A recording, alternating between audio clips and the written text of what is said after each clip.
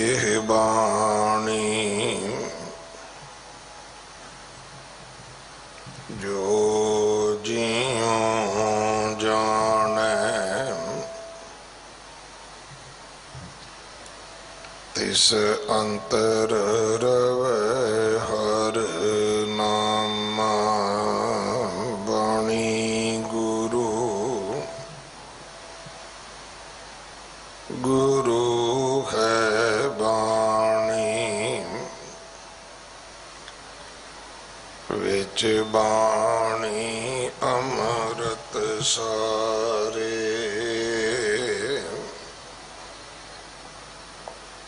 गुर बाणी कहे सेवक जन माने पर तख गुरु निस्तारे।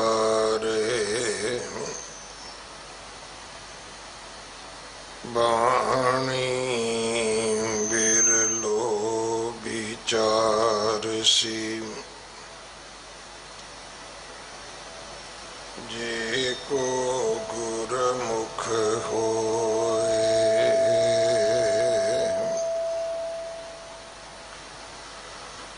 एह बाणी महापुरख की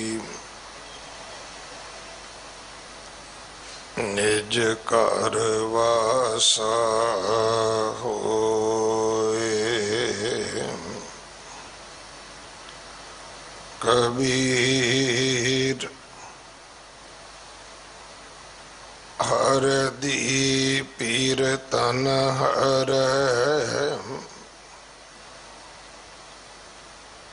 चून चिन्ह नार हाय।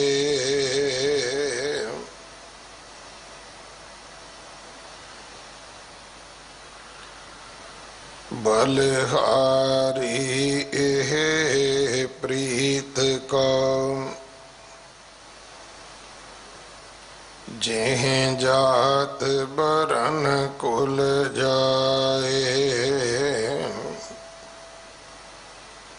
कबीर मुकत द्वारा सौंकरा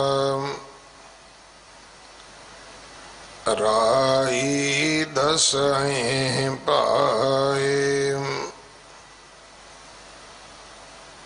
मन तो मैंगल होए रहो निक सो क्यों कह जाए। कबीर ऐसा सतगुर जे मिले तुठा करे पसाओ। मुकत द्वारा मोकला सहजे आवो जाओ। कबीर ना मोहे शान ना शापरी ना मोहे कर नहीं गाऊं। मत हर पूछ कौन है मेरे जात ना नाऊं। कबीर ना मोहे शान ना शापरी ना मोहे कर नहीं गाऊं। मत हर पूछ कौन है मेरे जात ना नाऊं। वाहिगुरु जी का खालसा वाहिगुरु जी की फतेह। श्लोक भगत कबीर जियो के एक ओंकार सतगुर प्रसाद।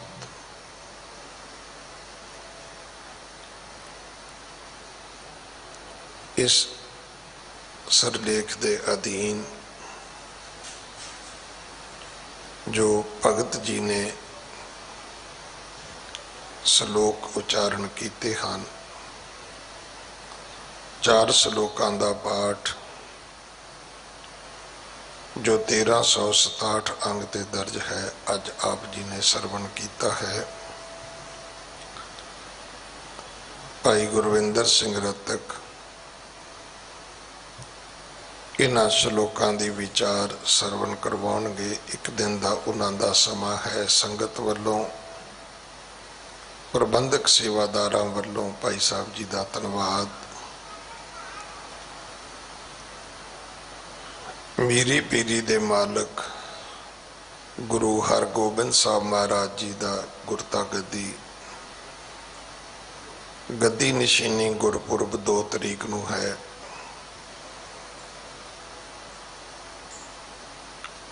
दो तरीक नूं ही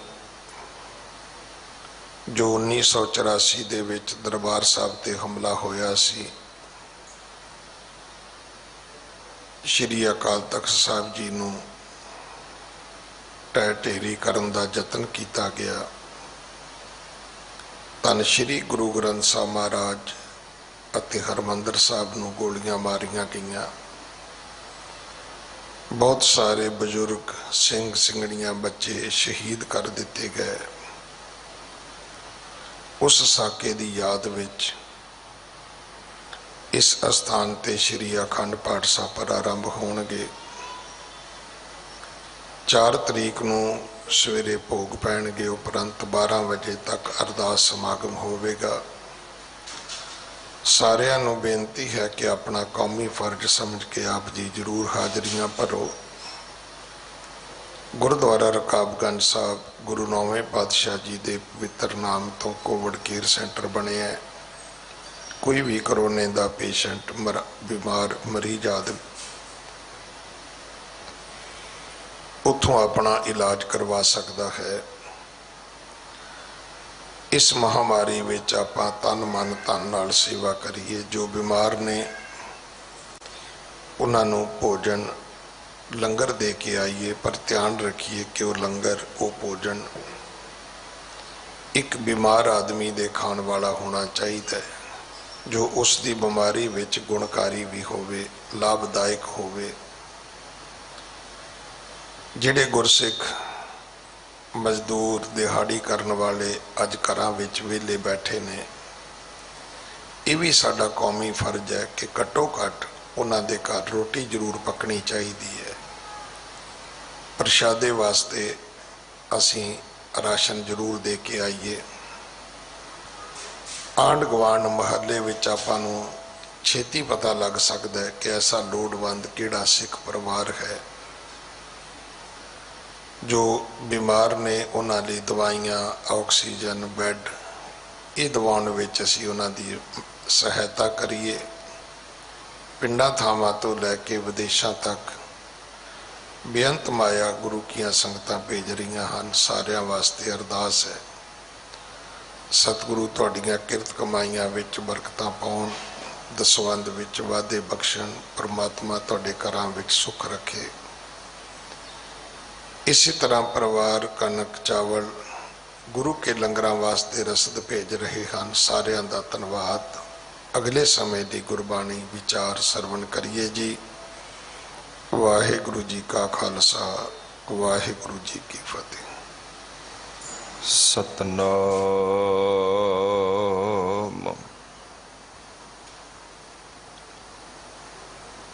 वाहिगुरु साहिब जियो।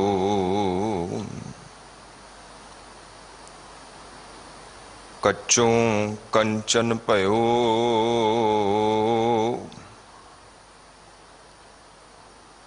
शब्द गुर सरवण सुनियो।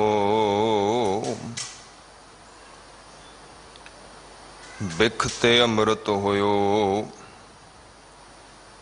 ਨਾਮ ਸਤ ਗੁਰਮੁਖ ਭਣਿਓ।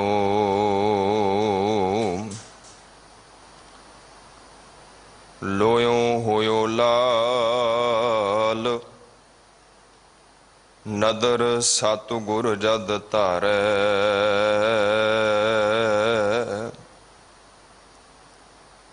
ਪਾਹਨ ਮਾਨਿਕ ਕਰੈ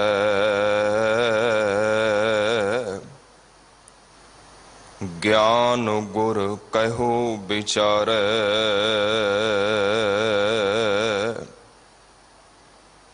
ਕਾਠੋਂ ਸ੍ਰੀ ਖੰਡ ਸਤਿਗੁਰ ਕੀਓ। ਦੁਖ ਦਰਿਦਰ ਤਿਨ ਕੇ ਗਏ। ਸਤਿਗੁਰ ਚਰਨ ਜਿਨ ਪਰਸਿਆ। ਸੇ ਪਸ਼ ਪ੍ਰੇਤ ਸੁਰ ਨਰ ਭਏ। ਸਤਿਗੁਰ ਚਰਨ ਜਿਨ ਪਰਸਿਆ। ਸੇ ਪਸ਼ ਪ੍ਰੇਤ ਸੁਰ ਨਰ ਭਏ।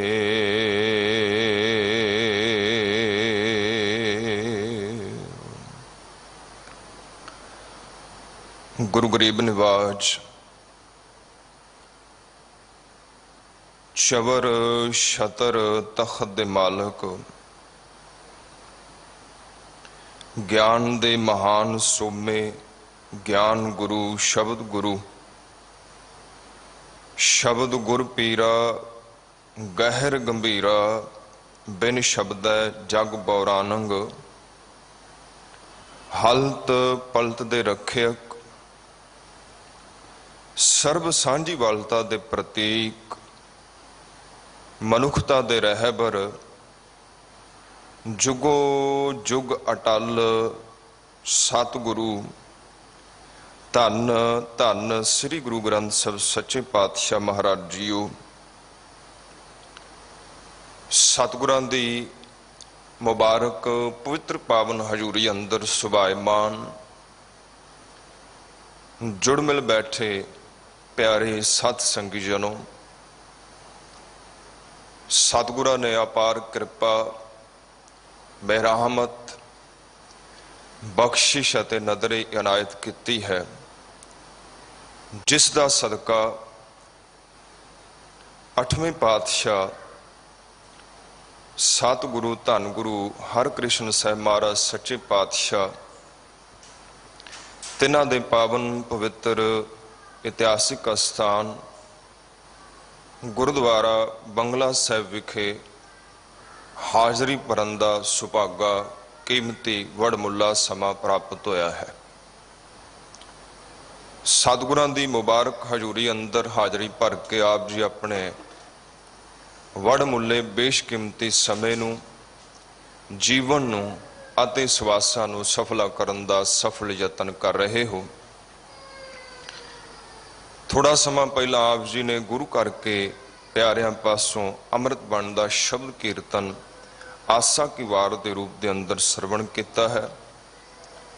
ਉਪਰੰਤ ਅਤੀ ਸਤਿਕਾਰਯੋਗ ਸਿੰਘ ਸਾਹਿਬ ਗਿਆਨੀ ਰਣਜੀਤ ਸਿੰਘ ਜੀ ਹੋਰਾਂ ਪਾਸੋਂ ਜੋ ਲੜੀਵਾਰ ਪਵਿੱਤਰ ਵਿਚਾਰ ਚੱਲ ਰਹੀ ਹੈ, ਤਿਸ ਦੇ ਤਹਿਤ ਕਬੀਰ ਸਾਹਿਬ ਜੀ ਦੇ ਪਾਵਨ 4 ਸ਼ਲੋਕ, ਤਿੰਨਾਂ ਦਾ ਮੂਲ ਪਾਠ ਆਪ ਜੀ ਨੇ ਸਰਵਣ ਕੀਤਾ। ਆਓ ਸਤਿਗੁਰੂ ਜੀ ਕਿਰਪਾ ਕਰਨ, ਤਰਸ ਕਰਨ, ਅਸੀਸ ਬਖਸ਼ਣ, ਮਨ ਬ੍ਰਿਤੀਆਂ ਇਕਾਗਰ ਕਰੀਏ, ਰਸਨਾ ਪਵਿੱਤਰ ਕਰੀਏ, ਗੁਰੂ ਫਤਿਹ ਨਾਲ ਜੁੜੀਏ। ਬੁਲਾਓ ਫਤਿਹ ਜੀ। ਵਾਹਿਗੁਰੂ ਜੀ ਕਾ ਖਾਲਸਾ, ਵਾਹਿਗੁਰੂ ਜੀ ਕੀ ਫਤਿਹ। ਗੁਰੂ ਪਿਆਰਿਓ, ਕਬੀਰ ਸਾਹਿਬ ਜੀ ਰੋਜ਼ਾਨਾ ਸਾਡੇ ਤੇ ਰਹਿਮਤ ਕਰਦੇ ਨੇ ਔਰ ਸਾਡੇ ਜੀਵਨ ਨਾਲ ਸੰਬੰਧਿਤ ਉਹ ਸੱਚ ਜਿਨ੍ਹਾਂ ਸੱਚਾਂ ਤੋਂ ਅਸੀਂ ਦੌੜਦੇ ਹਾਂ, ਭੱਜਦੇ ਹਾਂ, ਛੁਪਣ ਦਾ ਯਤਨ ਕਰਦੇ ਹਾਂ, ਜਾਂ ਜਿਨ੍ਹਾਂ ਬਾਰੇ ਅਸੀਂ ਜਾਣਦੇ ਹਾਂ, ਪਰ ਫਿਰ ਵੀ ਸਾਡਾ ਯਤਨ ਹੁੰਦਾ ਹੈ ਕਿ ਕਿਵੇਂ ਨਾ ਕਿਵੇਂ ਇਸ ਸੱਚ ਤੋਂ ਬਚ ਜਿਆ ਜਾਏ। ਉਹ ਸੱਚ ਸਾਨੂੰ ਰੋਜ਼ਾਨਾ ਉਹ ਸਾਡੇ ਸਾਹਮਣੇ ਰੱਖਦੇ ਨੇ। ਇਸੇ ਲੜੀ ਦੇ ਤਹਿਤ ਅੱਜ ਜੋ ਪਾਵਨ ਸ਼ਲੋਕ ਆਪ ਜੀ ਨੇ ਸਰਵਣ ਕੀਤੇ ਨੇ, ਇਹਨਾਂ ਸ਼ਲੋਕਾਂ ਦੇ ਅੰਦਰ ਕਬੀਰ ਸਾਹਿਬ ਜੀ ਨੇ ਹਉਮੈ ਦੇ ਦੋ ਰੂਪ ਜਿਹੜੇ ਨੇ ਉਹਨਾਂ ਨੂੰ ਸਾਡੇ ਸਮਕਸ਼ ਰੱਖਿਆ ਹੈ, ਸਾਡੇ ਤੇ ਤਰਸ ਕੀਤਾ ਹੈ। ਔਰ ਇਸ ਪਾਵਨ ਉਪਦੇਸ਼ ਦੇ ਅੰਦਰ ਹਉਮੈ ਦੇ ਦੋ ਰੂਪ, ਪਹਿਲਾ ਰੂਪ ਜਿਹੜਾ ਸਗਨ ਹੈ, ਸੰਗਣਾ ਹੈ, ਜੋ ਪ੍ਰਗਟ ਹੈ, ਉਸ ਨੂੰ ਬਿਆਨਿਆ ਹੈ। ਤੇ ਦੂਜਾ ਰੂਪ ਪਿਆਰਿਓ ਜਿਹੜਾ ਬੜਾ ਹੀ ਸੂਖਮ ਹੈ, ਬੜਾ ਹੀ ਬਰੀਕ ਹੈ, ਕਈ ਵਾਰੀ ਸਾਨੂੰ ਪਤਾ ਵੀ ਨਹੀਂ ਲੱਗਦਾ ਕਦੋਂ ਉਹ ਸੂਖਮ ਹੰਕਾਰ ਜਿਹੜਾ ਹੈ ਸਾਡੇ ਅੰਦਰ ਪ੍ਰਵੇਸ਼ ਕਰ ਜਾਂਦਾ ਹੈ। ਕਬੀਰ ਸਾਹਿਬ ਜੀ ਨੇ ਉਸ ਰੂਪ ਦੀ ਗੱਲ ਕੀਤੀ ਹੈ। ਇਸ ਤੋਂ ਪਹਿਲਾਂ ਕਿ ਆਪਾਂ ਇਹਨਾਂ ਦੋਨਾਂ ਰੂਪਾਂ ਦੀ ਵਿਚਾਰ ਕਰੀਏ, ਉਸ ਤੋਂ ਪਹਿਲਾਂ ਹੰਕਾਰ ਕੀ ਹੈ, ਥੋੜਾ ਜਿਹਾ ਇਹਦੇ ਬਾਰੇ ਆਪਾਂ ਸਮਝਣ ਦਾ ਯਤਨ ਕਰਦੇ ਹਾਂ। ਸਤਿਗੁਰੂ ਧੰਨ ਗੁਰੂ ਅਮਰਦਾਸ ਸੱਚੇ ਪਾਤਸ਼ਾਹ ਮਹਾਰਾਜ ਜੀ ਉਹਨਾਂ ਨੇ ਬਹੁਤ ਹੀ ਪਿਆਰੇ ਢੰਗ ਦੇ ਨਾਲ ਹੰਕਾਰ ਕੀ ਹੈ ਇਸ ਨੂੰ ਬਿਆਨਿਆ ਹੈ। ਮਹਾਰਾਜ ਕਹਿੰਦੇ ਹਉਮੈ ਇਹਾ ਜਾਤ ਹੈ, ਹਉਮੈ ਕਰਮ ਕਮਾਏ। ਮਹਾਰਾਜ ਕਹਿੰਦੇ ਹਉਮੈ ਦਾ ਲਕਸ਼ਣ ਕੀ ਹੈ, ਹਉਮੈ ਦੀ ਜਾਤ ਕੀ ਹੈ। ਜਿਸ ਦੇ ਅੰਦਰ ਵੀ ਹਉਮੈ ਪ੍ਰਵੇਸ਼ ਕਰ ਜਾਂਦੀ ਹੈ, ਹੰਕਾਰ ਪ੍ਰਵੇਸ਼ ਕਰ ਜਾਂਦਾ ਹੈ, ਉਹ ਆਪਣੀ ਅੱਡ ਹਸਤੀ, ਆਪਣੀ ਵੱਖਰੀ ਹੋਂਦ ਨੂੰ ਮੁੱਖ ਰੱਖ ਕੇ ਕੰਮ ਕਰਨੇ ਸ਼ੁਰੂ ਕਰ ਦਿੰਦਾ ਹੈ। ਉਹਨੂੰ ਐਸਾ ਭਰਮ ਪੈਦਾ ਹੋ ਜਾਂਦਾ ਹੈ ਕਿ ਸ਼ਾਇਦ ਮੈਂ ਅਕਾਲ ਪੁਰਖ ਤੋਂ, ਕੁਦਰਤ ਤੋਂ ਮੇਰੀ ਹਸਤੀ ਜਿਹੜੀ ਹੈ ਉਹ ਅਲੱਗ ਹੈ, ਹੋਰਨਾਂ ਤੋਂ ਮੈਂ ਵਿਸ਼ੇਸ਼ ਹਾਂ, ਹੋਰਨਾਂ ਤੋਂ ਮੈਂ ਵਿਲੱਖਣ ਹਾਂ, ਹੋਰਨਾਂ ਤੋਂ ਮੈਂ ਥੋੜਾ ਜਿਹਾ ਜ਼ਿਆਦੇ ਹਾਂ। ਹਉਮੈ ਇਹਾ ਜਾਤ ਹੈ, ਹਉਮੈ ਕਰਮ ਕਮਾਏ। ਉਹਦੇ ਜਿੰਨੇ ਵੀ ਕਰਮ ਹੁੰਦੇ ਨੇ ਉਹ ਸਾਰੇ ਦੇ ਸਾਰੇ ਇਸ ਚੀਜ਼ ਨੂੰ ਪ੍ਰੂਫ ਕਰਨ ਦੇ ਚ ਲੱਗੇ ਹੁੰਦੇ ਨੇ ਕਿ ਮੈਂ ਇੱਕ ਵੱਖਰੀ ਹਸਤੀ ਦਾ ਮਾਲਕ ਹਾਂ। ਉਹ ਰੂਪ ਕਰਕੇ ਕਹਿ ਲਈਏ, ਉਹ ਧਨ ਕਰਕੇ ਕਹਿ ਲਈਏ, ਉਹ ਤਾਕਤ ਕਰਕੇ ਕਹਿ ਲਈਏ, ਉਹ ਸਮਰੱਥਾ ਕਰਕੇ ਕਹਿ ਲਈਏ, ਉਸ ਦਾ ਯਤਨ ਹੁੰਦਾ ਹੈ ਕਿ ਮੈਂ ਹੋਰਨਾਂ ਤੋਂ ਅਲੱਗ ਹਾਂ। ਇਹਨੂੰ ਕਬੀਰ ਸਾਹਿਬ ਜੀ ਕਹਿੰਦੇ ਆਪਸ ਕੋ ਦੀਰਘ ਕਰ ਜਾਣਾ। ਕਹਿੰਦੇ ਆਪਣੇ ਆਪ ਨੂੰ ਤੇ ਬਹੁਤ ਵੱਡੇ ਕਰਕੇ ਸਮਝਦਾ ਹੈ, ਵੱਡੇ ਕਰਕੇ ਜਾਣਦਾ ਹੈ। ਔਰਨ ਕੋ ਲਗਮਾਤ, ਜਿਹੜੇ ਹੋਰ ਨੇ ਉਹਨਾਂ ਨੂੰ ਛੋਟੇ ਸਮਝਦਾ ਹੈ। ਅਸਲ ਮਾਇਨਿਆਂ ਦੇ ਅੰਦਰ ਗੁਰਮੁਖ ਪਿਆਰਿਓ ਆਹੀ ਹੰਕਾਰ ਹੈ। ਇਸਲਾਮੀ ਜਗਤ ਦੇ ਅੰਦਰ ਇੱਕ ਬੜੀ ਪਿਆਰੀ ਘਟਨਾ ਦਾ ਜ਼ਿਕਰ ਮਿਲਦਾ ਹੈ। ਉਹਨਾਂ ਦਾ ਮੰਨਣਾ ਹੈ ਕਿ ਜਦੋਂ ਜੀਵ ਸੰਸਾਰ ਚ ਆਉਂਦਾ ਹੈ ਨਾ, ਸੰਸਾਰ ਚ ਆਉਣ ਤੋਂ ਕੁਝ ਸਮਾਂ ਪਹਿਲਾਂ ਸ਼ੈਤਾਨ ਆਉਂਦਾ ਹੈ ਔਰ ਸ਼ੈਤਾਨ ਉਸ ਜੀਵ ਦੇ ਕੰਨ 'ਚ ਇੱਕ ਗੱਲ ਕਹਿੰਦਾ ਹੈ। ਕੀ ਕਹਿੰਦਾ? ਲੈ ਸਜਣਾ, ਜਿੱਥੇ ਤੂੰ ਜਾ ਰਿਹਾ ਹੈ ਨਾ, ਉਸ ਤੋਂ ਪਹਿਲਾਂ ਤੇਰੇ ਜਿਹਾ ਕੋਈ ਨਹੀਂ ਗਿਆ। ਤੇਰੇ ਤੋਂ ਪਹਿਲਾਂ ਉਸ ਜਗਤ ਦੇ ਅੰਦਰ ਤੇਰੇ ਵਰਗਾ ਕੋਈ ਨਹੀਂ ਗਿਆ, ਔਰ ਤੇਰੇ ਤੋਂ ਬਾਅਦ ਵੀ ਤੇਰੇ ਜਿਹਾ ਕਿਸੇ ਨਹੀਂ ਜਾਣਾ।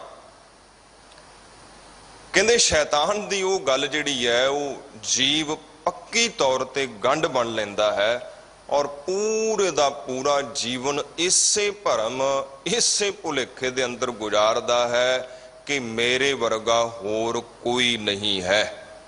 ਜੈਸਾ ਮੈਂ ਹਾਂ ਵੈਸਾ ਕੋਈ ਨਹੀਂ ਹੈ। ਜੋ ਮੇਰੇ ਪਾਸ ਹੈ ਕਿਸੇ ਦੇ ਪਾਸ ਨਹੀਂ ਹੋ ਸਕਦਾ।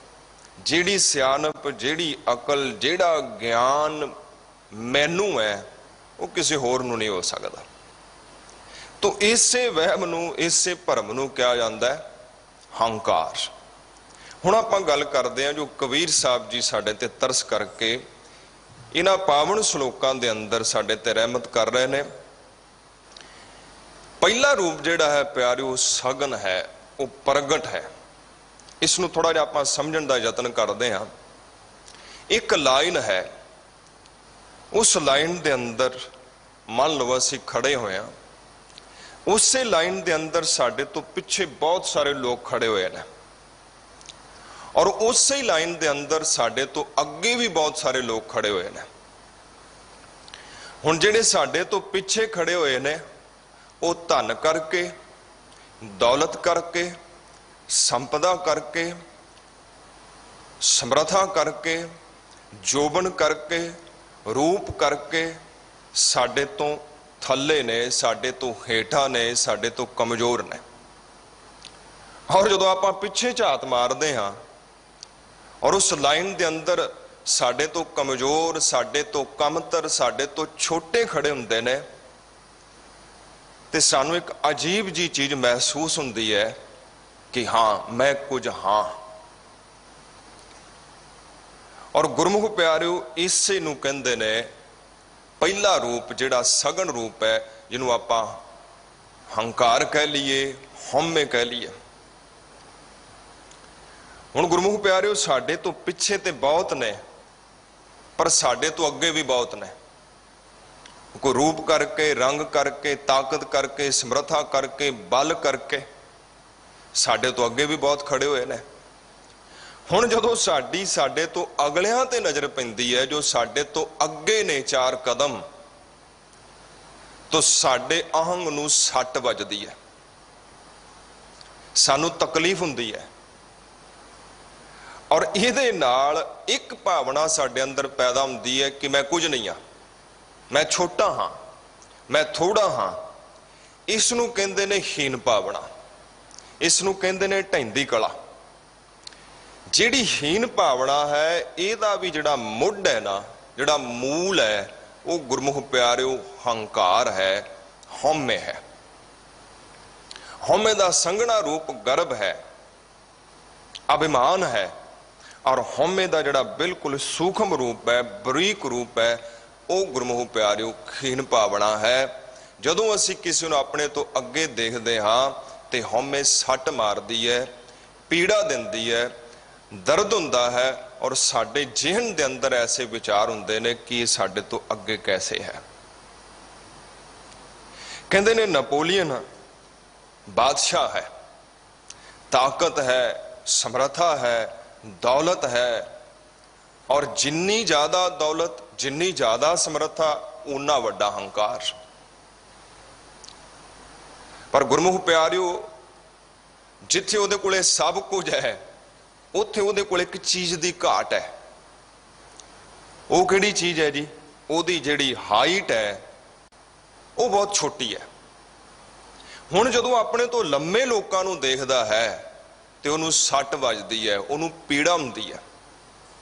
ਇੱਕ ਪਾਸੇ ਤੇ ਉਹਨੂੰ ਆਪਣੀ ਦੌਲਤ ਦਾ ਹੰਕਾਰ ਹੈ, ਦੂਜੇ ਪਾਸੇ ਜਿਹੜੀ ਉਹਦੀ ਹਾਈਟ ਹੈ, ਉਹ ਕਮਤਰ ਹੈ, ਉਹ ਛੋਟੀ ਹੈ, ਇਸ ਦੀ ਹੀਨ ਭਾਵਨਾ ਵੀ ਹੈ। ਇਸੇ ਤਰ੍ਹਾਂ ਹੀ ਪਿਆਰਿਓ, ਜਦੋਂ ਆਪਾਂ ਦੇਖਦੇ ਹਾਂ ਤਾਂ ਇਸ ਲਾਈਨ ਦੇ ਅੰਦਰ ਬਹੁਤ ਸਾਰੇ ਸਾਡੇ ਤੋਂ ਅੱਗੇ ਵੀ ਹੋਣਗੇ, ਬਹੁਤ ਸਾਰੇ ਸਾਡੇ ਤੋਂ ਪਿੱਛੇ ਵੀ ਹੋਣਗੇ। ਤੇ ਜਦੋਂ ਆਪਾਂ ਅਗਲਿਆਂ ਨੂੰ ਦੇਖਦੇ ਹਾਂ ਤਾਂ ਸਾਡੇ ਅੰਦਰ ਹੀਨ ਭਾਵਨਾ, ਢਹਿੰਦੀ ਕਲਾ ਦੀ ਭਾਵਨਾ ਪੈਦਾ ਹੁੰਦੀ ਹੈ। ਤੇ ਜਦੋਂ ਸਾਡੇ ਤੋਂ ਜਿਹੜੇ ਪਿੱਛੇ ਨੇ ਉਹਨਾਂ ਨੂੰ ਦੇਖਦੇ ਆ ਤੇ ਫਿਰ ਗੁਰਮੁਖ ਪਿਆਰਿਓ, ਸਾਡੇ ਅੰਦਰ ਇੱਕ ਗਰਭ ਪੈਦਾ ਹੁੰਦਾ ਹੈ, ਇੱਕ ਹੰਕਾਰ ਪੈਦਾ ਹੁੰਦਾ ਹੈ, ਇੱਕ ਹਉਮੈ ਪੈਦਾ ਹੁੰਦੀ ਹੈ ਕਿ ਹਾਂ ਮੈਂ ਕੁਝ ਹਾਂ, ਮੇਰੇ ਪਾਸ ਕੁਝ ਹੈ।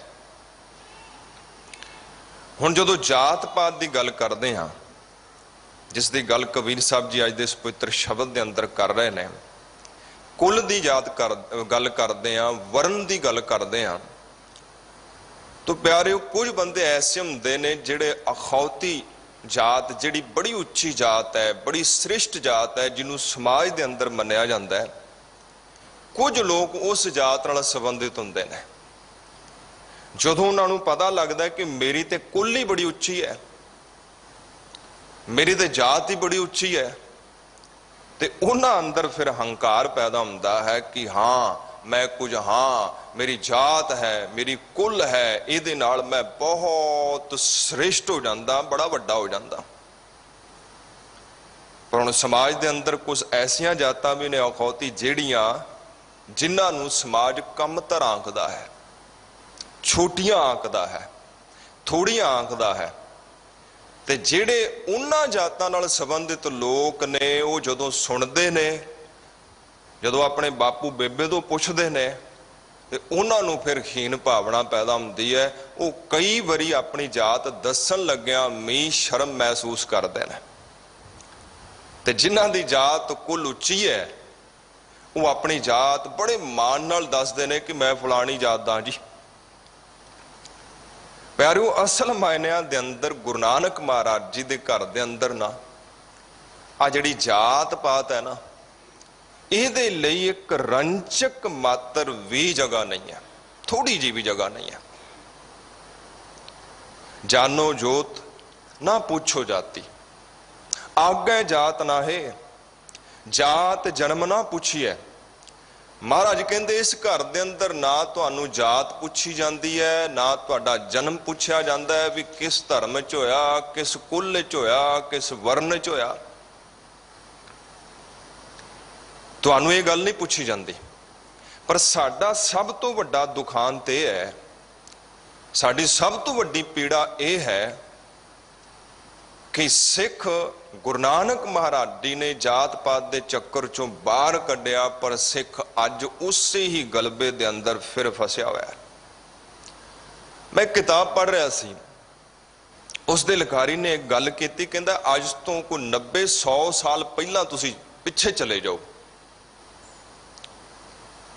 ਤੂੰ ਕਹਿੰਦਾ ਜਦੋਂ 100 ਸਾਲ ਤੁਸੀਂ ਪਿੱਛੇ ਜਾਂਦੇ ਹੋ ਨਾ, देखो प्यारिओ, अद्धा नाम तुहानू गुरु गोबिंद सिंह महाराज जी ने दिता है, ते अद्धा नाम गुरु ग्रंथ साहिब महाराज जी के हुक्म दे नाल तुहाडे माता पिता ने तुहानू दिता है। अद्धा नाम सानू गुरु गोबिंद सिंह महाराज जी ने दिता है, किहड़ा जी? सिंह ते कौर। ते अद्धा नाम गुरु ग्रंथ साहिब महाराज जी हुक्म करते हैं, फिर साडे माता पिता सानू दिंदे ने।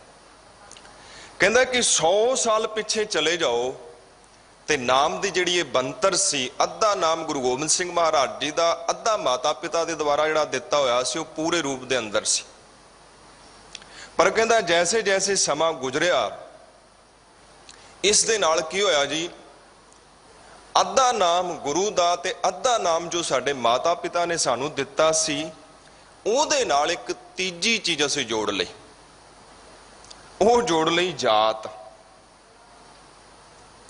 कहंदा हौली हौली समा गुजरिया ते दुखांत होर वधदा गया, ये पीड़ा होर वधदी गई। हुण आपां की कीता जी, जिहड़ा अद्धा नाम माँ प्यो ने दिता वो ते असीं रखदे हां साम के, पर जिहड़ा अद्धा नाम सानू गुरु गोबिंद सिंह महाराज जी ने दिता उसनूं कट ही दिंदे हां, बेदी कोई लोड़ नहीं है सानू। हुण नाम दे नाल ही सिद्धी जात लगा लैने आ, सिंह भी गायब हो गया ते कौर भी गायब हो गया। कितनी वड्डी पीड़ा है प्यारिओ, जिहड़ा नाम सानू गुरु दे रहा है उस नाम नूं असीं पसंद ही नहीं करते। देखो ना कितना वड्डा दुख है। एक पासे आपां कहने आ जी असीं गुरु दे कहे नूं मनदे हां, दूजे पासे जिहड़ा नाम सानू गुरु ने दिता वो नाम ही सानू पसंद नहीं हैगा। असीं अपने नाम दे नाल सिंह लगाना ही नहीं चाहते, कौर लगाना ही नहीं चाहते।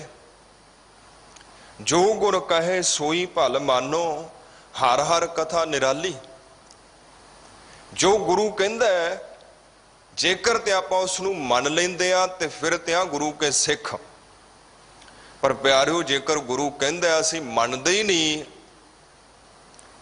गुरु दे कहे नूं असीं अपने जीवन च अमली तौर ते धारण ही नहीं करते, तो बेशक आपां लख वारी कही जाइए कि असीं गुरु के सिख हाँ, सिख नहीं हाँ। देखो, एक सियाणे कहंदे ने एक गल है गुरु नूं मनना ते दूजी गल है गुरु दी मननी। ਉਹੀ गुरु नूं मनदा है जिहड़ा गुरु दी मनदा है, ते जिन्हें गुरु दी मननी ही कोई नहीं, वो बेशक लख वारी कहंदा रहे मैं गुरु नूं मनदा, गुरु नूं नहीं मनदा। ਪਿਆਰਿਓ ਕੋਈ ਬਹੁਤ ਵੱਡੀ ਡੀਲ ਨਹੀਂ ਹੈ। ਜੇਕਰ ਆਪਾਂ ਗੁਰੂ ਦੀ ਖੁਸ਼ੀ ਲੈਣਾ ਚਾਹੁੰਦੇ ਆ ਤੇ ਆਪਣੇ ਨਾਮ ਦੇ ਨਾਲੋਂ ਆਪਣੀ ਜਾਤ ਹਟਾ ਦਈਏ। ਬਹੁਤ ਹੀ ਸੌਖਾ ਜਿਹਾ ਢੰਗ ਹੈ। ਜਿਹੜੇ ਤੁਸੀਂ ਵਿਜ਼ਿਟਿੰਗ ਕਾਰਡ ਛਪਾਏ ਨੇ, ਜੇਕਰ ਜਾਤ ਲਿਖੀ ਹੈ ਹਟਾ ਦਿਓ। ਨਵੇਂ ਛਪਾਓਗੇ ਤੇ ਸਿਰਫ ਸਿੰਘ ਹੋਣਾ ਚਾਹੀਦਾ ਨਾਮ ਦੇ ਨਾਲ। ਵਿਆਹਾਂ ਦੇ ਕਾਰਡ ਤੁਸੀਂ ਛਪਾਉਂਦੇ ਹੋ ਤੇ ਕੋਈ ਇੱਕ ਐਸਾ ਵਿਆਹ ਦਾ ਕਾਰਡ ਨਹੀਂ ਹੈਗਾ ਜਿਸ ਕਾਰਡ ਦੇ ਅੰਦਰ ਨਾਮ ਦੇ ਨਾਲ ਜਾਤ ਨਾ ਲਿਖੀ ਹੋਵੇ। ਕੋਈ ਵੀ ਇੱਕ ਕਾਰਡ ਮੈਂ ਅੱਜ ਤੱਕ ਨਹੀਂ ਦੇਖਿਆ। ਜਾਤ ਸਗੋਂ ਬਹੁਤ ਵੱਡੇ ਵੱਡੇ ਅੱਖਰਾਂ 'ਚ ਲਿਖੀ ਹੁੰਦੀ ਹੈ। ਵਿਆਹਾਂ ਦੇ ਕਾਰਡ ਤੁਸੀਂ ਛਪਾਉਂਦੇ ਹੋ, ਬਹੁਤ ਸੌਖਾ ਜਿਹਾ ਕੰਮ ਹੈ ਪਿਆਰਿਓ। ਸਿਰਫ ਆਪਣਾ ਨਾਮ ਦਿਆ ਕਰੋ। ਜਾਤ ਦੇਣ ਦੀ ਕੀ ਜ਼ਰੂਰਤ ਹੈ? ਸਿੱਖ ਦੀ ਜਾਤ ਹੀ ਕੋਈ ਨਹੀਂ ਹੈਗੀ। ਸਿੱਖ ਦੀ ਇੱਕੋ ਜਾਤ ਹੈ, ਕੋਈ ਸਿੱਖ ਹੈ ਬਸ। ਇਸ ਤੋਂ ਵੱਡੀ ਜਾਤ ਔਰ ਕੀ ਹੋ ਸਕਦੀ ਹੈ? ਆਪਣੇ ਘਰਾਂ ਦੇ ਬਾਹਰ ਤੁਸੀਂ ਨੇਮ ਪਲੇਟ ਲਾਉਂਦੇ ਹੋ, ਬਸ ਸੌਖਾ ਜਿਹਾ ਕੰਮ ਹੈ। ਜੇਕਰ ਨੇਮ ਪਲੇਟ ਦੇ ਨਾਲ ਜਾਤ ਲੱਗੀ ਹੈ ਤੇ ਮਿਟਾ ਦਿਓ। ਨਵੀਂ ਨੇਮ ਪਲੇਟ ਲਾ ਦਿਓ ਜਿਹਦੇ ਤੇ ਬਸ ਸਿੰਘ ਲਿਖਿਆ ਹੋਵੇ। ਪਰ ਸਾਡਾ ਦੁੱਖ, ਸਾਡੀ ਪੀੜਾ ਇਹ ਹੈ ਕਿ ਅਸੀਂ ਜਾਤ ਤੇ ਪਾਤ ਨੂੰ ਛੱਡਣਾ ਨਹੀਂ ਚਾਹੁੰਦੇ, ਕਿਉਂਕਿ ਸਾਡੀ ਜਾਤ, ਮੇਰੀ ਜਾਤ, ਮੇਰਾ ਨਾਮ, ਇਹਦੇ ਨਾਲ ਮੇਰੇ ਹੰਕਾਰ ਨੂੰ ਬਹੁਤ ਸਹਾਰਾ ਮਿਲਦਾ ਹੈ। ਕਬੀਰ ਸਾਹਿਬ ਜੀ ਰਹਿਮਤ ਕਰ ਰਹੇ ਨੇ। ਕਬੀਰ ਸਾਹਿਬ ਜੀ ਕਹਿੰਦੇ ਜਿਸ ਪ੍ਰਕਾਰ ਹਲਦੀ ਜਿਹੜੀ ਹੈ ਉਹਦਾ ਰੰਗ ਪੀਲਾ ਹੈ ਤੇ ਜਿਹੜਾ ਚੂਨਾ ਹੈ ਉਹਦਾ ਰੰਗ ਚਿੱਟਾ ਹੈ, ਸਫੇਦ ਹੈ। ਤੇ ਜਦੋਂ ਆਪਾਂ ਇਹਨਾਂ ਦੋਨਾਂ ਨੂੰ ਮਿਲਾ ਦਿੰਦੇ ਆ, ਹਲਦੀ ਆਪਣਾ ਰੰਗ ਛੱਡ ਦਿੰਦੀ ਹੈ ਤੇ ਚੂਨਾ ਗੁਰਮੁਖ ਪਿਆਰਿਓ ਆਪਣਾ ਰੰਗ ਛੱਡ ਦਿੰਦਾ ਹੈ। ਇਸੇ ਤਰ੍ਹਾਂ ਕਬੀਰ ਸਾਹਿਬ ਜੀ ਕਹਿੰਦੇ ਜਿਹੜਾ ਉੱਚੀ ਜਾਤ ਵਾਲਾ ਹੈ ਉਹ ਜਦੋਂ ਗੁਰੂ ਦੀ ਕਿਰਪਾ ਪ੍ਰਾਪਤ ਕਰ ਲੈਂਦਾ ਹੈ, ਉਹ ਆਪਣੀ ਉੱਚੀ ਜਾਤ ਨੂੰ ਛੱਡ ਦਿੰਦਾ ਹੈ। ਕੋਈ ਹੰਕਾਰ ਨਹੀਂ, ਕੋਈ ਹਉਮੈ ਨਹੀਂ, ਕੋਈ ਜਾਤ ਨਹੀਂ। ਤੇ ਜਿਹਨੂੰ ਲੱਗਦਾ ਹੈ ਮੇਰੀ ਨੀਵੀਂ ਜਾਤ ਹੈ, ਜੇਕਰ ਨੀਵੀਂ ਜਾਤ ਹੈ ਤੇ ਛੱਡ ਕਿਉਂ ਨਹੀਂ ਦਿੰਦਾ ਵੀ ਤੂੰ? ਕਹਿੰਦੇ ਜਿਸ ਪ੍ਰਕਾਰ ਹਲਦੀ ਆਪਣਾ ਰੰਗ ਛੱਡ ਦਿੰਦੀ ਹੈ, ਇਸੇ ਤਰ੍ਹਾਂ ਉੱਚੀ ਜਾਤ ਵਾਲਾ ਆਪਣਾ ਗਰਭ, ਆਪਣਾ ਹੰਕਾਰ ਛੱਡ ਦਿੰਦਾ ਹੈ, ਭਾਵ ਉੱਚੀ ਜਾਤ ਛੱਡ ਦਿੰਦਾ ਹੈ। ਜਿਸ ਪ੍ਰਕਾਰ ਚੂਨਾ ਆਪਣਾ ਰੰਗ ਛੱਡ ਦਿੰਦਾ ਹੈ, ਸਫੇਦ ਰੰਗ, ਇਸੇ ਤਰ੍ਹਾਂ ਨੀਵੀਂ ਜਾਤ ਵਾਲਾ ਜਿਹੜਾ ਹੈ ਉਹ ਆਪਣੀ ਜਾਤ ਛੱਡ ਕੇ ਧੈਂਦੀ ਕਲਾ ਤੋਂ ਨਿਜਾਤ ਪਾ ਲੈਂਦਾ ਹੈ, ਹੀਨ ਭਾਵਨਾ ਤੋਂ ਨਿਜਾਤ ਪਾ ਲੈਂਦਾ ਹੈ ਔਰ ਦੋਨੋਂ ਗੁਰੂ ਕੇ ਸਿੱਖ ਬਣ ਜਾਂਦੇ ਨੇ। ਕਬੀਰ ਸਾਹਿਬ ਜੀ ਰਹਿਮਤ ਕਰ ਰਹੇ ਨੇ। ਕਬੀਰ ਹਰਦੀ ਪੀਰਤਨ ਹਰੈ, ਚੂਨ ਚਿਹਨ ਨਾ ਰਹਾਏ, ਬਲਿਹਾਰੀਏ ਪ੍ਰੀਤ ਕੋ, ਜਿਹ ਜਾਤ ਬਰਨ ਕੁਲ ਜਾਏ। ਕਹਿੰਦੇ ਮੈਂ ਐਸੀ ਪ੍ਰੀਤ ਤੋਂ ਬਲਿਹਾਰ ਜਾਂਦਾ ਹਾਂ ਜਿਸ ਪ੍ਰੀਤ ਦੇ ਨਾਲ ਮੇਰੀ ਜਾਤ ਗਈ, ਮੇਰਾ ਰੂਪ ਗਿਆ, ਮੇਰਾ ਰੰਗ ਗਿਆ, ਸਭ ਕੋਈ ਵਰਨ ਨਹੀਂ ਰਿਹਾ। ਮੈਂ ਮਾਤਰ ਇੱਕ ਇਨਸਾਨ ਬਣ ਗਿਆ ਬਸ। ਮਾਨਸ ਕੀ ਜਾਤ ਸਭ ਹੈ, ਇੱਕ ਹੈ ਪਹਿਚਾਨ ਬੋ। ਇਹ ਪਹਿਲੇ ਸ਼ਲੋਕ ਦੇ ਅੰਦਰ ਕਬੀਰ ਸਾਹਿਬ ਜੀ ਸਾਡੇ ਤੇ ਕਿਰਪਾ ਕਰ ਰਹੇ ਨੇ। ਦੂਸਰਾ ਸ਼ਲੋਕ ਹੈ ਪਿਆਰਿਓ, ਕਬੀਰ ਮੁਕਤ ਦੁਆਰਾ ਸੰਕੁਰਾ, ਰਾਈ ਦਸੇ ਭਾਏ, ਮਨ ਤੋਂ ਮੈਗਲ ਹੋਏ ਰਹੋ, ਨਿਕਸਿਓ ਕਿਉਂ ਕਰ ਜਾਏ। ਮੈਂ ਬੇਨਤੀ ਕਰ ਰਿਹਾ ਸੀ ਕਿ ਹੰਕਾਰ ਜਿਹੜਾ ਨਾ, ਵਿਚਾਰਵਾਨ ਸੱਜਣ ਕਹਿੰਦੇ ਇੱਕ ਜ਼ਖਮ ਦੀ ਤਰ੍ਹਾਂ ਹੈ। ਜੈਸੇ ਜ਼ਖਮ ਨੂੰ ਤੁਸੀਂ ਕੁਰੇਦਦੇ ਹੋ ਤੇ ਜਿੰਨਾ ਕੁਰੇਦੋਗੇ ਓਨਾ ਦਰਦ ਹੁੰਦਾ ਹੈ, ਓਨੀ ਪੀੜਾ ਹੁੰਦੀ ਹੈ। ਇਸੇ ਤਰ੍ਹਾਂ ਸਾਡਾ ਹੰਕਾਰ ਹੈ, ਜਿੰਨਾ ਅਸੀਂ ਇਸ ਨੂੰ ਛੇੜਦੇ ਹਾਂ ਓਨਾ ਦਰਦ ਹੁੰਦਾ ਹੈ, ਓਨੀ ਪੀੜਾ ਹੁੰਦੀ ਹੈ। ਇਹਨੂੰ ਸਤਿਗੁਰੂ ਜੀ ਕਹਿੰਦੇ ਸਾਕਤ ਹਰ ਰਸ ਸਾਧ ਨਾ ਜਾਣਿਆ, ਤਿੰਨ ਅੰਤਰ ਹਉਮੈ ਕੰਡਾ ਹੈ। ਕਹਿੰਦੇ ਜਿਹੜਾ ਰੱਬ ਤੋਂ ਟੁੱਟਿਆ ਹੋਇਆ ਬੰਦਾ ਹੈ ਨਾ, ਜਿਨੇ ਅਕਾਲ ਪੁਰਖ ਪਰਿਪੂਰਨ ਪ੍ਰਮਾਤਮਾ ਦੇ ਰਸ ਨੂੰ ਮਾਣਿਆ ਨਹੀਂ ਹੈ, ਸਵਾਦ ਨੂੰ ਮਾਣਿਆ ਨਹੀਂ ਹੈ, ਉਹਦੇ ਅੰਦਰ ਹਉਮੈ ਦਾ ਕੰਡਾ ਹੈ। ਜਿਉਂ ਜਿਉਂ ਚਲੈ ਚੁੱਭੈ ਦੁੱਖ ਪਾਵੈ। ਉਹ ਜਿਵੇਂ ਜਿਵੇਂ ਚੱਲਦਾ ਹੈ, ਜਿਵੇਂ ਮੰਨ ਲਓ ਪੈਰ ਦੇ ਅੰਦਰ ਜੁੱਤੀ ਹੈ ਔਰ ਜੁੱਤੀ ਦੇ ਅੰਦਰ ਕੰਡਾ ਵੱਜ ਹੈ, ਤੇ ਆਪਾਂ ਜਿਵੇਂ ਜਿਵੇਂ ਚੱਲਾਂਗੇ ਉਵੇਂ ਉਵੇਂ ਚੁੱਭਦਾ। ਹੰਕਾਰ ਪਿਆਰਿਓ ਜਿਵੇਂ ਜਿਵੇਂ ਤੁਸੀਂ ਚੱਲਦੇ ਹੋ ਤਿਵੇਂ ਤਿਵੇਂ ਤੁਹਾਨੂੰ ਦੁਖੀ ਕਰਦਾ ਹੈ।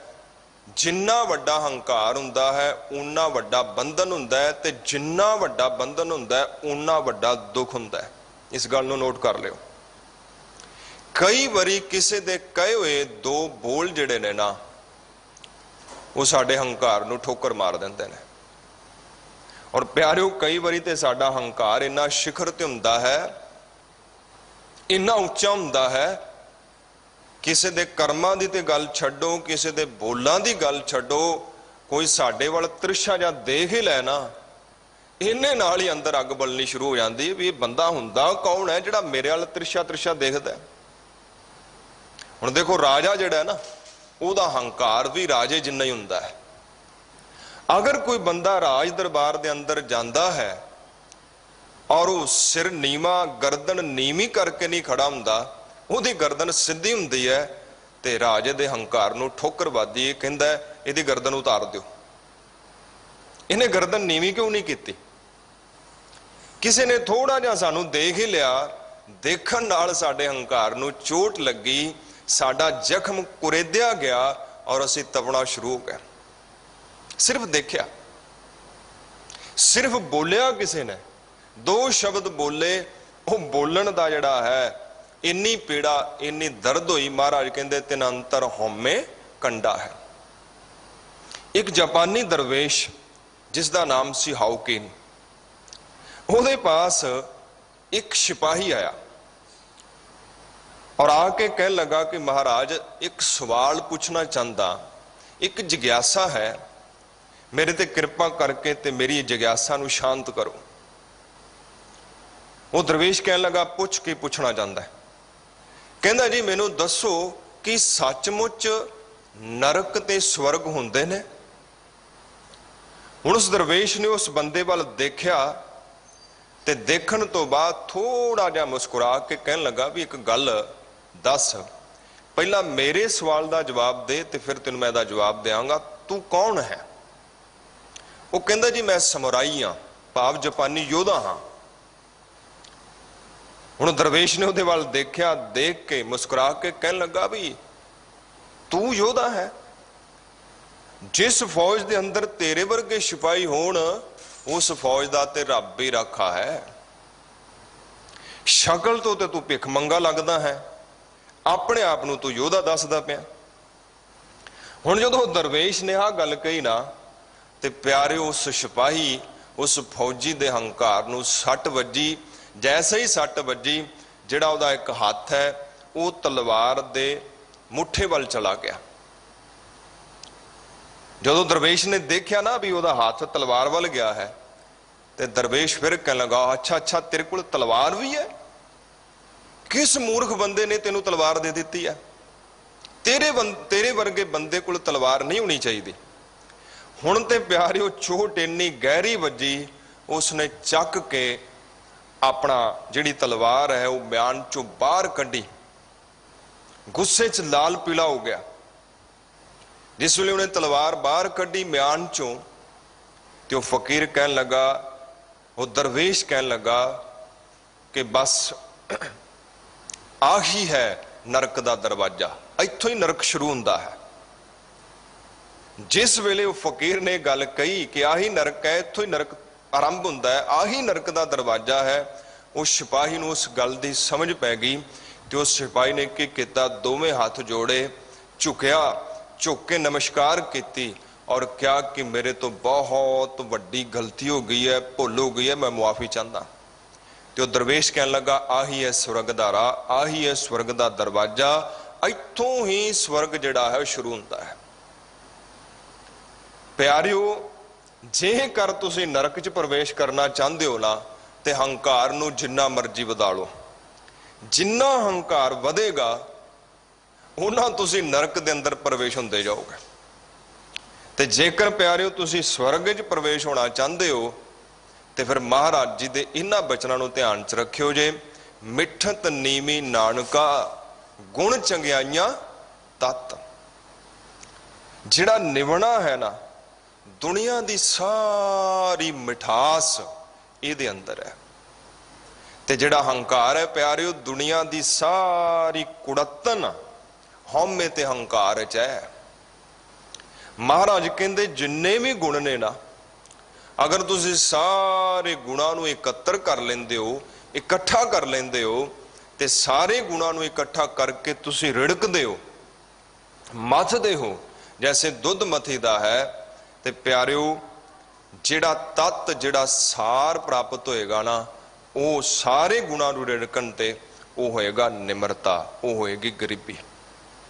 पर जेकर तुसी सारे अवगुण इकट्ठे कर लेंदे हो ते सारे अवगुणां नूं इकट्ठे करके तुसी मथदे हो, रिड़कदे हो, ते प्यारिओ जिहड़ा तत्त जिहड़ा सार प्राप्त होएगा ना, वो होएगी हौमे, वो होएगा हंकार। हंकार पीड़ा दिंदा है, दर्द दिंदा है। महाराज कहंदे हंकार कंडे दी तरह चुभदा है, पीड़ा दिंदा है। छोटे छोटे बोल, छोटियां छोटियां घटनावां सानू दर्द दे दिंदियां ने। कोई बंदा रोज तुहानू सत श्री अकाल बुलांदा है, रोज तुहानू फतेह बुलांदा है, अज उन्हें नहीं बुलाई, बस इन्ने नाल ही तुहाडे हंकार नू सट वज जाणी। लै आ देख लै बई, ये बंदे ने फतेह नहीं बुलाई मैनू। किन्नी कु वड्डी गल है, कोई बहुत वड्डी गल नहीं है, पर साडा हंकार सतवें आसमान ते है। इसे करके छोटियां छोटियां चीज़ां जिहड़ियां ने वो सानू दर्द दिंदियां ने, पीड़ा दिंदियां ने। ते प्यारिओ जदों आपां गुरु दा संग करदे आ ना, महाराज कह रहे ने कबीर साहब जी कहंदे कि ये गल याद रख, कबीर मुक्त द्वारा संकुरा। कहंदे जेकर तू बंधना तो मुक्त होना चाहता है, पंजां तो मुक्त होना चाहता है, आसा तृष्णा तो मुक्त होना चाहता है, ते गल ख्याल रखी जिहड़ा मुक्ति दा दरवाजा बड़ा संकुरा है। राई दा जिहड़ा 10वां हिस्सा है ना, इन्ना कु बरीक है बस। पर तेरा हंकार ते मैगल दी तरह है, हाथी दी तरह है। हुण हाथी जिहड़ा है, मैगल जिहड़ा है, वो दसो छोटे जै राह चों किवें पार होवे। पर जदों गुरु तरस करदा ना, महाराज कहंदे कबीर मुक्त द्वारा संकुरा, राई दसें भाए, मन तो मैगल होए रहो, निकस्यो क्यों कह जाए। कबीर ऐसा सतगुर जे मिलै, तूठा करे पसाओ। हुण बंदा अपने हंकार करके मैगल की तरह बनया पिया, ते जिहड़ा मुक्ति का द्वारा है वह बहुत छोटा है। की करिए फिर? कबीर साहब जी कहंदे इहदा इक्को ही राह है, इक्को ही रस्ता है। वो राह है कबीर ऐसा सतगुर जे मिले। कहंदे गुरु कोल चले जा, गुरु दी टेक लै, गुरु दा सहारा लै, गुरु दा आसरा लै। गुरु की करेगा? गुरु तेरे ते बख्शिश करके तेरे हंकार नू बिल्कुल जीरो कर देगा। हुण ओही मुक्त द्वारा जिहड़ा बहुत छोटा लगदा सी, क्योंकि तू मैगल सी, तू हाथी सी, पर जदों तू बिल्कुल अपने आप नू जीरो कर लेंगा ना, उही मुक्त द्वारा बहुत वड्डा दिखाई देना शुरू हो जाएगा और तू बड़ी आसानी दे नाल उस चों पार हो जाएगा। अकाली कौर सिंह जी दे जीवन दी घटना तुहानूं सुणांदा। अकाली कौर सिंह जी दा एक लेख छपिया अखबार दे अंदर। घर घर दे अंदर वो लेख पहुंचा। एक नौजवान ने वो लेख पढ़िया ते नौजवान दे हंकार नूं थोड़ी ठेस लगी, क्योंकि उस दे अंदर कुछ ऐसा लिखिया होया सी जिहड़ा नौजवान नूं पसंद नहीं आया। हंकार नूं चोट उदों ही लगदी है जदों कोई चीज़ तुहानूं ना पसंद हुंदी है, अगला बंदा फिर उसनूं दोबारा दोहरांदा है, फिर तुहाडे हंकार नूं चोट लगदी है। हुण उसने एड्रैस पढ़िया, उस लेख दे हेठां अकाली कौर सिंह जी दा पता लिखिया होया सी। वो नौजवान अगले दिन अकाली कौर सिंह जी दे पास पहुंच गया। अकाली कौर सिंह जी विचार कर रहे सी ते विचार करन तो बाद जदों बाहर आए, वो उड़ीक रहा सी। उसने अकाली कौर सिंह जी नूं फड़ लिया, कह लगा ज्ञानी जी मैं तुहाडे नाल कोई गल करनी है। अकाली कौर सिंह जी कह लगे हाँ जी बोलो। कहंदे जी लेख तुसी लिखिया? ना हाँ मैं लिखिया। जैसे ही अकाली जी ने गल कही कि ये लेख मैं लिखिया है, उस बंदे ने बोलना शुरू कर दिता। जो आवा तवा माड़ा खोटा जो भी ਉਹਦੇ ਮੂੰਹ ਆਇਆ ਉਸਨੇ ਬੋਲਿਆ। ਅਕਾਲੀ ਕੌਰ ਸਿੰਘ ਜੀ ਖੜੇ ਸੁਣਦੇ ਰਹੇ। ਜਦੋਂ ਬੋਲ ਬੋਲ ਕੇ ਚੁੱਪ ਹੋ ਗਿਆ ਨਾ ਤੇ ਅਕਾਲੀ ਕੌਰ ਸਿੰਘ ਜੀ ਕਹਿਣ ਲੱਗੇ ਤੁਹਾਡੀ ਗੱਲ ਪੂਰੀ ਹੋ ਚੁੱਕੀ ਹੈ, ਹੁਣ ਮੈਂ ਜਾ ਸਕਦਾ। ਇਹ ਗੱਲ ਕਹਿ ਕੇ ਤੇ ਅਕਾਲੀ ਜੀ ਚੱਲ ਪਏ। ਹੁਣ ਪਿਆਰਿਓ, ਇੱਕ ਤੇ ਤੁਸੀਂ ਬੋਲਦੇ ਪਏ ਹੋ, ਦੂਜਾ ਅਗਲਾ ਬੰਦਾ ਜਵਾਬ ਵੀ ਨਹੀਂ ਤੁਹਾਨੂੰ ਦੇ ਰਿਹਾ, ਤੇ ਹੁਣ ਤੁਹਾਡੇ ਹੰਕਾਰ ਦਾ ਵਿਸਫੋਟ ਹੁੰਦਾ ਹੈ। घर का झगड़ा हो रहा है, कोई पति पत्नी आपस झगड़ते पे ने, तो जेकर पति चुप है, कोई जवाब ही नहीं देता ना, तो फिर पत्नी का जिहड़ा हंकार है उसका विस्फोट होता है। एक तो मैं बोल रही हाँ, एक गलती है तुहाडी, दूजा तुसीं कोई जवाब भी नहीं दे रहे।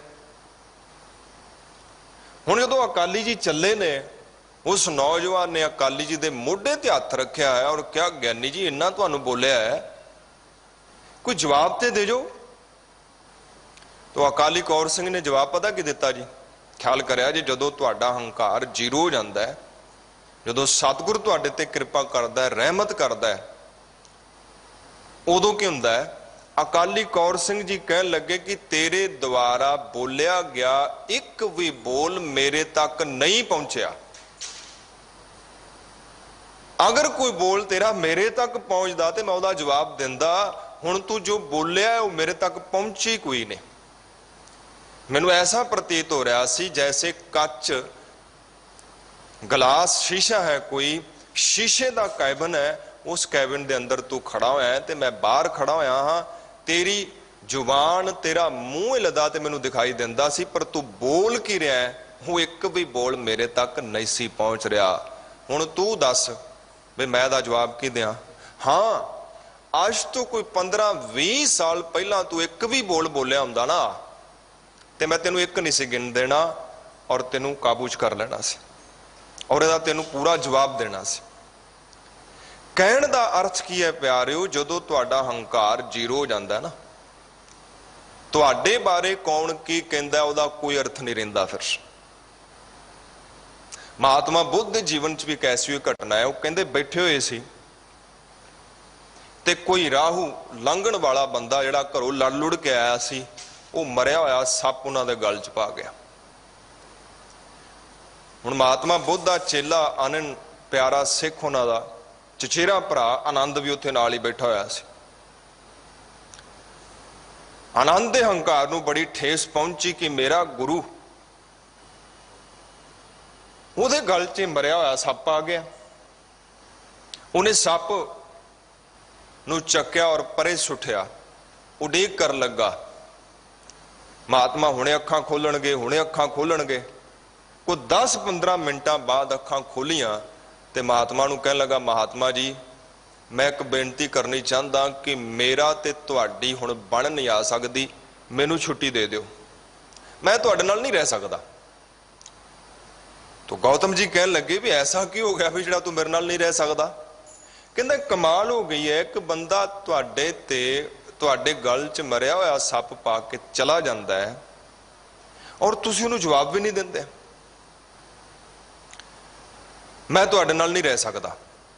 महात्मा कहन लगे ठीक है तेरी मर्जी है, पर एक काम करके जा, छोटा जा काम मैं तेनू कहना वो कर जा, फिर चला जी। महात्मा कहंदे खड़ा हो जा, कुछ दूरी ते चला जा, होर पिछे चला जा, होर पिछे चला जा, होर पिछे चला जा, बस रुक जा। हुण पत्थर फड़ लै और जिन्नी तेरे च ताकत है, जिन्ना तेरे च जोर है, उन्नी ताकत उन्ना जोर लगा के पत्थर तू मैनू मार। हुण दूरी विचकार काफ़ी सीगी, उन्हें पूरी ताकत लगाई, पूरा जोर लगाया, पत्थर सिठिया, पर वो पत्थर महात्मा तक नहीं पहुंचा। हुण महात्मा कहन लगे भी मैनू एक गल दस, जिहड़ा पत्थर तू सुठिया वो मेरे तक पहुंचा नहीं, इहदा मैं जवाब दियां। जिहड़ी चीज़ मेरे तक पहुंची ही नहीं उहदा मैं जवाब की दियां। जिहड़ी चिट्ठी तुहाडे घर पहुंचदी ही नहीं उहदा की जवाब लिखोगे। जवाब तो उहदा हुंदा ना प्यारिओ, जिहड़ी चिट्ठी जिहड़ा लैटर तुहाडे घर पहुंचिया पर जिहड़ा तुहाडे घर पहुंचे ही नहीं उहदा जवाब की दोगे। जिहड़ी गल ने तुहाडे हंकार नूं ठोकर मारी ना उहदा जवाब तुसीं दिओगे। पर हंकार जीरो हो जाए वो गल तुहाडे तक पहुंचदी ही नहीं, उसका जवाब की दोगे। अकाली कौर सिंह कहन लगे कि तेनों जवाब तो मैं देंदा पर हुण नहीं। जेकर अज तो 15 साल पहला जो मेरा संबंध दूर दुराड़दा भी गुरु नाल नहीं सी ना, जेकर तू उदों कहंदा प्यारिया तो इहदा जवाब मैं तेनों बड़े वधिया ढंग नाल देना सी जो तू बोलिया। तो कहण दा अर्थ की है, साडे छोटे छोटे घरां दे झगड़े ने। पहला देखो ना, कदी एक देश दूजे देश नाल लड़दा सी, एक शहर दूजे शहर नाल, एक गवांड दूजे गवांड नाल। हौली हौली सानू समझ पै गई, सानू ज्ञान हो गया, साडा तीजा नेत्र जाग गया, खुल गया कि झगड़ियां च कुछ नहीं पिया। पर प्यारिओ हुण साडा घर ही मैदाने जंग बन गया। हुण कोई तलवारां नाल, कोई डांगां सोटियां नाल थोड़े असीं लड़दे आं, ताने मेणे मारदे आं, बोलां नाल लड़दे आं। ते ओह बोल इन्ने चुभदे ने, सानू इन्ने चुभदे ने, उन्हां ते शायद तलवार भी फट ना करदी जिन्ना फट जिहड़े ने बोल करदे ने। बोलां च प्यारिओ कोई ताकत नहीं है। इत्थे साडा हंकार इन्ना वड्डा हुंदा है कि छोटा जिहा बोल भी सानू जख्मी कर जांदा है। इसे करके महाराज जी कह रहे ने कि साकत हर रस साध ना जानिया, तिन अंतर होमे कंडा है, ज्यों ज्यों चलै चुभै दुख पावै, जमकाल सह सिर डंडा है। जिन्ना वड्डा तुहाडा हंकार होएगा उन्ना छोटियां छोटियां गल्लां भी तुहानू परेशान करनगियां। किस दा फोन कॉल आ जांदा है रॉन्ग नंबर सी, रॉन्ग नंबर सी, पर थोड़ी काह सुनी हो गई। प्रशादा छकन दा वेला सी, पत्नी कह रही सी भी प्रशादा तैयार है, पर उस तो पहला कॉल आ गई। इन्ना बुरा उन्होंने बोलिया, फोन कट्टन तो बाद बेचैन हो गया, अशांत हो गया। घर दी प्रशादा लैके आई, कह लगा नहीं मेरी भुख गई, हुण मेरी भुख मर गई। उस बंदे ने, जिहड़ा बंदा तुहानू जानदा भी नहीं, जिन्हों तुसीं नहीं जानदे, उन्हें दो बोल के कह दिते, साडे दिन दा चैन गया, साडे रात दी नींद गई, साडी भुख गई। ऐसा क्यों है कि उस बंदे दे बोलां ने ऐसा किया? नहीं, उस बंदे दे बोलां ने ऐसा नहीं किया। वो तो सानू जानदा भी नहीं, ना असीं उहनूं जानदे आ।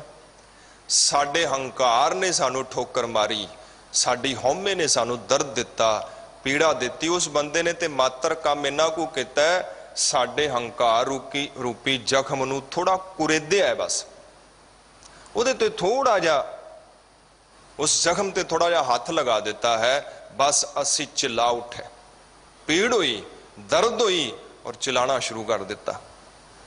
तिन अंतर होमे कंडा है, ज्यों ज्यों जिमें जिमें तुसी चलोगे प्यारिओ, एक कंडा चुभेगा और उतना समा चुभदा रहेगा जितना समा तुसी गुरु की कृपा प्राप्त नहीं करते। कबीर ऐसा सतगुरु जे मिलै, तूठा करे पसाओ, गुरु मिल पै गुरु तरस करदै, मुकत द्वारा मोकला, सहजे आवो जाओ। फिर क्या होएगा?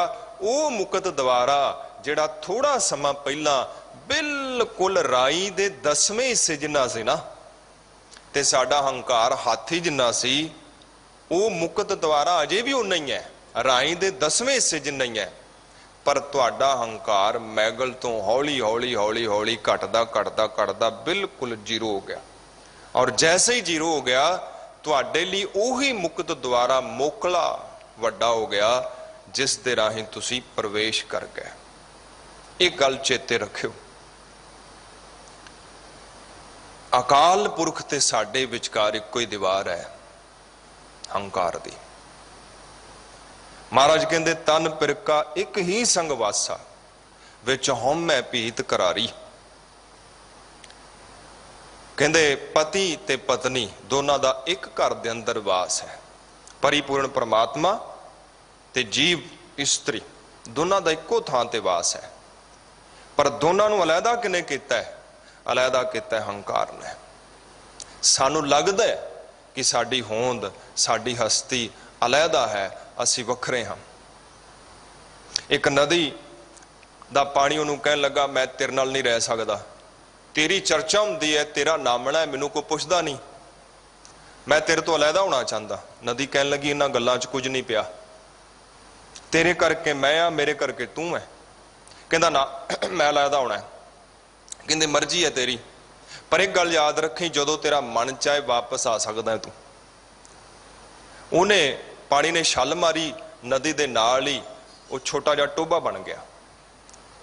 ਲੋਕ ਉਹਨੂੰ ਟੋਭਾ ਟੋਭਾ ਕਹਿੰਦੇ ਨੇ, ਉਹਨੂੰ ਬੜਾ ਸਕੂਨ ਮਿਲਦਾ ਹੈ, ਬੜਾ ਚਾਅ ਹੁੰਦਾ ਹੈ, ਮੈਂ ਹਾਂ, ਮੇਰਾ ਨਾਮ ਹੈ, ਮੇਰੀ ਜਾਤ ਹੈ, ਮੈਨੂੰ ਲੋਕ ਜਾਣਦੇ ਨੇ। ਬੜਾ ਖੁਸ਼ ਸੀ ਵੀ ਐਸੀ ਨਦੀ ਦੇ ਚੱਕਰ ਸੀ ਮੈਂ ਤੇ। ਉੱਥੇ ਲੋਕ ਪਾਣੀ ਪੀਂਦੇ ਨੇ, ਇਸ਼ਨਾਨ ਕਰਦੇ ਨੇ, ਬੜਾ ਚਾਅ ਹੁੰਦਾ ਉਹਨੂੰ। ਪਰ ਖੜਾ ਪਾਣੀ ਕਿੰਨਾ ਕੁ ਸਮਾਂ ਪਵਿੱਤਰ ਰਹਿ ਸਕਦਾ? ਪਰ ਉਹ ਥੋੜੇ ਸਮੇਂ ਦਾ ਬਾਅਦ ਪਾਣੀ ਗੰਦਲਾ ਹੋ ਗਿਆ, ਉਹਦੇ 'ਚ ਕਿਰਮ ਚਲਣੇ ਸ਼ੁਰੂ ਹੋ ਗਏ। ਹੁਣ ਨਾ ਕੋਈ ਉੱਥੇ ਹੁੰਦਾ, ਨਾ ਕੋਈ ਨਹਾਉਂਦਾ, ਨਾ ਕੋਈ ਪੀਂਦਾ ਉਸ ਪਾਣੀ ਨੂੰ। ਸਮਝ ਪੈ ਗਈ ਉਹਨੂੰ, ਬੜਾ ਰੋਇਆ, ਕਲਪਿਆ, ਪਛਤਾਤਾਪ ਕੀਤਾ, ਕੀ ਕਰਾਂ। ਉਹਨੂੰ ਯਾਦ ਆਇਆ ਨਦੀ ਨੇ ਕਿਹਾ ਸੀ ਵਾਪਸ ਆ ਜੀ। ਫਿਰ ਨਦੀ ਨੂੰ ਪੁਕਾਰ ਕੀਤੀ, ਮੈਂ ਵਾਪਸ ਆਉਣਾ ਚਾਹੁੰਦਾ। ਨਦੀ ਕਹਿੰਦੀ ਵੀ ਮੈਂ ਤੇ ਤੈਨੂੰ ਕਿਹਾ ਹੀ ਸੀ, ਆ ਜਾ, ਦਰਵਾਜ਼ੇ ਖੁੱਲੇ ਨੇ, ਜਦੋਂ ਮਰਜ਼ੀ ਆ ਜਾ। ਕਹਿਣ ਲੱਗਾ, ਆਵਾਂ ਕਿਵੇਂ? ਹੁਣ ਮੇਰਾ ਪੂਰਾ ਸਰੀਰ ਕਿਰਮਾਂ ਨਾਲ ਭੜਿਆ ਹੋਇਆ ਹੈ, ਛੋਟੇ ਛੋਟੇ ਕਿਰਮ ਨੇ, ਮੇਰਾ ਪੂਰਾ ਸਰੀਰ ਗੰਦਾ ਹੋਇਆ ਪਿਆ। ਨਦੀ ਕਹਿਣ ਲੱਗੀ, ਕੋਈ ਗੱਲ ਨਹੀਂ, ਤੂੰ ਆ ਜਾ, ਸਭ ਕਿਰਮ ਕੁਰਮ ਖਤਮ ਕਰ ਦਿਆਂਗੀ। ਉਹਨੇ ਫਿਰ ਛਾਲ ਮਾਰੀ, ਉਹ ਥੋੜਾ ਪਾਣੀ ਜੈਸੇ ਬਹੁਤੇ ਪਾਣੀ 'ਚ ਗਿਆ, ਜਾਂਦਿਆਂ ਸਾਰ ਹੀ ਉਸ ਦੀ ਸਾਰੀ ਗੰਦਗੀ, ਸਾਰੀ ਮੈਲ ਜਿਹੜੀ ਉਹ ਦੂਰ ਹੋ ਗਈ। ਪਿਆਰਿਓ, ਹੰਕਾਰ ਕਰਕੇ ਮੈਲ ਹੈ, ਹੰਕਾਰ ਕਰਕੇ ਖੋਟਾਪਨ ਹੈ। ਦੁਬਾਰਾ ਫਿਰ ਗੁਰੂ 'ਚ ਮਿਲ ਜਾਓ ਤੇ ਉਹ ਸਭ ਮੈਲ, ਸਭ ਖੋਟਾਪਨ, ਸਭ ਹਉਮੈ ਜਿਹੜੀ ਹੈ ਉਹ ਦੂਰ ਹੋ ਜਾਏਗੀ। ਅਖੀਰ ਵਿੱਚ ਮਹਾਰਾਜ ਜੀ ਕਿਰਪਾ ਕਰ ਰਹੇ ਨੇ, ਕਬੀਰ ਨਾ ਮੋਇ ਸ਼ਾਨ ਨਾ ਛਾਪਰੀ, ਨਾ ਮੈਂ ਘਰ ਨਹੀਂ ਗਾਉਂ, ਮਤ ਹਰੁ ਪੁੱਛੇ ਕੌਣ ਹੈ, ਮੇਰੇ ਜਾਤ ਨਾ ਨਾਉ। ਅਖੀਰ ਵਿੱਚ ਕਬੀਰ ਸਾਹਿਬ ਜੀ ਕਹਿੰਦੇ ਕਿ ਮੈਨੂੰ ਜੈਸੇ ਜਾਤ ਪਾਤ ਦਾ ਕੋਈ ਅਭਿਮਾਨ ਨਹੀਂ, ਮੇਰੀ ਕੋਈ ਜਾਤ ਨਹੀਂ, ਮੇਰੀ ਕੋਈ ਪਾਤ ਨਹੀਂ, ਇਸੇ ਤਰ੍ਹਾਂ ਹੀ ਇਸ ਸੰਸਾਰ ਦੇ ਅੰਦਰ ਮੇਰੀ ਕੋਈ ਨਿੱਜੀ ਜਾਇਦਾਦ ਵੀ ਨਹੀਂ ਹੈਗੀ, ਮੇਰੀ ਕੋਈ ਨਿੱਜੀ ਸੰਪत्ति ਵੀ ਨਹੀਂ ਹੈਗੀ। ਆਪਾਂ ਹਰ ਇੱਕ ਚੀਜ਼ ਨੂੰ ਆਪਣਾ ਨਾਮ ਦੇ ਦਿੰਦੇ ਆ, ਮੇਰਾ ਘਰ, ਮੇਰਾ ਸ਼ਹਿਰ, ਮੇਰੀ ਕਾਰ, ਮੇਰਾ ਪਿੰਡ, ਮੇਰਾ ਪਰਿਵਾਰ, ਕੁਝ ਵੀ ਨਹੀਂ ਹੈਗਾ। ਬਾਬਾ ਫਰੀਦ ਸਾਹਿਬ ਜੀ ਕਹਿੰਦੇ, ਜਿਸ ਆਸਨ ਹਮ ਬੈਠੇ ਕਿਤੇ ਬੈਸ ਗਿਆ। ਸੋ ਪਿਆਰਿਓ, ਹੰਕਾਰ ਤੋਂ ਨਿਜਾਤ ਪਾਈਏ, ਗੁਰੂ ਦੇ ਦਰ ਦਾ ਆਸਰਾ ਲਈਏ। ਸਮੂਹ ਸੰਗਤਾਂ ਦਾ ਧੰਨਵਾਦ, ਹੋਈਆਂ ਬੇਅੰਤ ਭੁੱਲਾਂ ਦੀ ਮੁਆਫੀ। ਸਿੰਘ ਸਾਹਿਬ ਜੀ ਦਾ ਧੰਨਵਾਦ, ਸਮੂਹ ਪ੍ਰਬੰਧਕ ਕਮੇਟੀ ਦਾ ਧੰਨਵਾਦ। ਵਾਹਿਗੁਰੂ ਜੀ ਕਾ ਖਾਲਸਾ, ਵਾਹਿਗੁਰੂ ਜੀ